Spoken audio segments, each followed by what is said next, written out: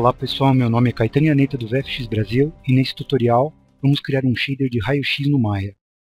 Eu tenho aqui um exemplo do efeito que nós queremos obter.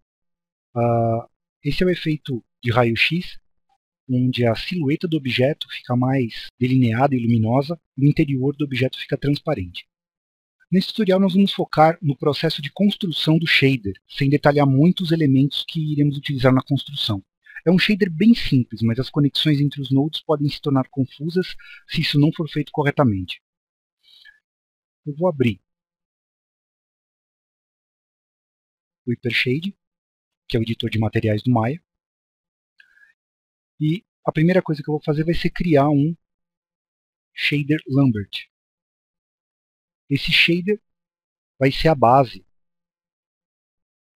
do nosso material de raio-x. Eu vou abrir aqui as propriedades do Attribute Editor, do Lambert, dar o nome de raio-x para o shader, e agora eu vou jogar uma textura nesse shader. Aqui na minha lista eu vou filtrar 2D Textures e clicar em Ramp. E aqui eu vou conectar o Ramp ao Lambert. Clicando com o botão do meio do mouse, segurando o botão e arrastando até o shader Lambert, assim que eu solto eu obtenho esse menu com opções para indicar qual canal eu quero conectar o Ramp, o meu degradê. A princípio eu vou utilizar a propriedade cor. Não é a propriedade correta para poder obter esse efeito, mas para termos de exemplo, para poder explicar melhor o que vai acontecer conforme nós construímos o shader, esse canal ele é melhor para a gente visualizar as alterações. A textura Ramp, na verdade, é uma textura procedural, que ela vai fazer um degradê por padrão criado do azul, do verde e do vermelho. Isso pode ser alterado conforme a necessidade. Aqui no Shader Preview, nós vemos apenas a cor vermelha e a cor azul. Na verdade, isso é porque ele utiliza as coordenadas de mapeamento do objeto, no caso aqui do Shader Preview, a nossa esfera, para poder aplicar essa textura. Então, ele parte do azul, que seria a cor daqui de cima, ele dá a volta por trás da esfera até terminar aqui no vermelho. Aqui seria a emenda, onde termina as coordenadas de mapeamento. Se você observar aqui, você consegue perceber um pouquinho de verde, que seria mais ou menos essa área aqui, do vermelho para o verde. De qualquer forma, não é isso que nós buscamos. Para obter o efeito que a gente quer, desse efeito de raio-x, eu vou trazer um outro node, que fica aqui em Utilities. O nome do node é SamplerInfo.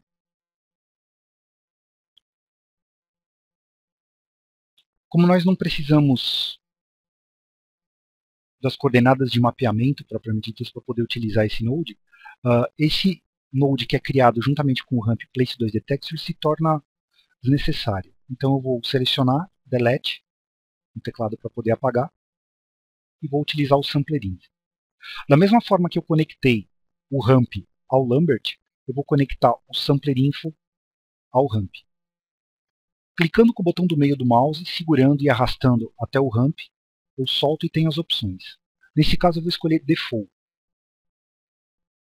Aqui me aparecem as propriedades do SamplerInfo e as propriedades do Ramp. A propriedade que nos interessa nesse caso é o Facing Ratio. Eu vou conectar então o Facing Ratio, a coordenada U ou V. Na verdade, a coordenada que nós vamos conectar ela fica dentro dessa propriedade. Eu expandindo, eu tenho o chord ou o vchord.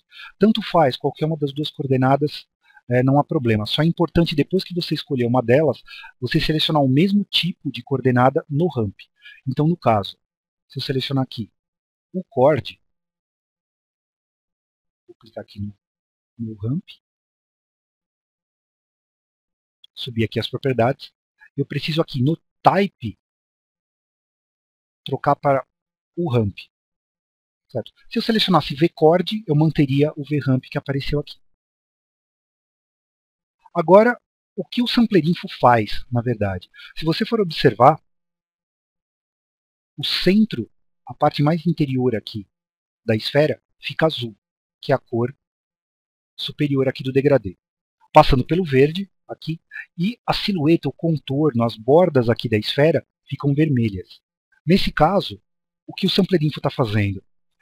O Sampler Info, a propriedade Facing Ratio dele está extraindo informação da esfera e está interpretando da seguinte maneira: as faces que estão apontando, que estão orientadas em direção à câmera, em direção à visão do observador, ficam com a cor dessa extremidade. À medida que elas vão afastando, vão ficando mais inclinadas até a borda aqui da esfera, elas vão pegando as demais cores do degradê, até o vermelho.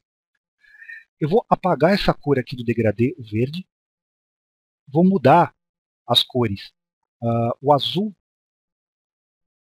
eu vou clicar aqui na bolinha azul, aqui embaixo eu vou mudar essa cor clicando em cima dela para branco, clicar aqui no vermelho e mudar essa cor para preto. Certo?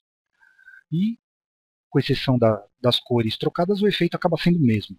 A extremidade superior do ramp mostra a cor branca e a inferior a cor preta, que seria o interior branco e a parte mais exterior próximo às bordas fica preta. A gente já vai entender o porquê disso. Inicialmente nós conectamos o ramp no canal de cor, mas na verdade o que a gente procura é deixar o interior mais transparente e as bordas mais opacas. Então eu vou selecionar essa ligação, pressionar Delete para desfazer ela no teclado e vou estabelecer uma nova conexão. Da mesma forma, botão do meio do mouse, arrasto até o Lambert e solto. Em vez de escolher cor, eu vou escolher agora Transparency. Clicando nela, agora sim nós temos o efeito que estamos buscando. O interior é transparente e começa a ficar opaco à medida que ele se aproxima das extremidades, das bordas da esfera. A cor, na verdade, agora não é controlada pelo ramp, como havia sido anteriormente. A cor agora é controlada pela propriedade Color do próprio shader, do Lambert. Eu vou trocar essa cor por um branco azulado, um pouquinho de azul. E o Ambient Color, eu vou aumentar ele para deixar mais luminoso. Retornando ao ramp, se você for observar, a transparência ela decai muito vagarosamente. Eu quero deixar o centro mais transparente, eu não quero deixar ele com visibilidade ou mesmo uma leve transparência. Então, eu clicando aqui na bolinha branca, que controla a área mais transparente, e arrastando para baixo, ele começa a abrir a área central, deixando ela mais transparente e concentrando mais a visibilidade nas bordas do objeto, na silhueta dele. Feito isso, eu vou minimizar aqui e criar um novo objeto, Polygon, Helix, mudar algumas propriedades aqui para poder visualizar melhor, aproximar um pouquinho do objeto, aumentar a quantidade de faces, divisões, ligar para não deixar as extremidades da Helix planas. Vou aumentar aqui os Division Caps. Deixa eu ligar aqui o sombreamento, textura.